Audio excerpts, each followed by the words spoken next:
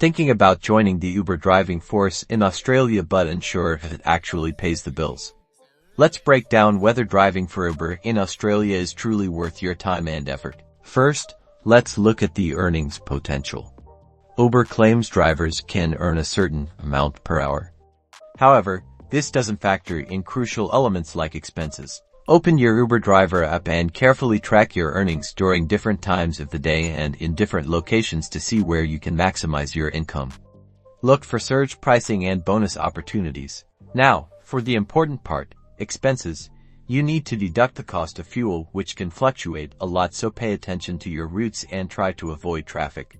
Factor in vehicle maintenance, like servicing, tires, and potential repairs. Then you have to add on registration and insurance, which can be significant costs. Don't forget Uber's commission and income tax.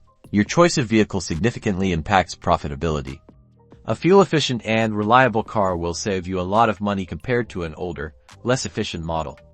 Newer cars may also qualify for Uber Comfort or Uber Premier, potentially increasing your fares. To truly understand if Uber driving is worth it for you, meticulously track your earnings and expenses over at least a month.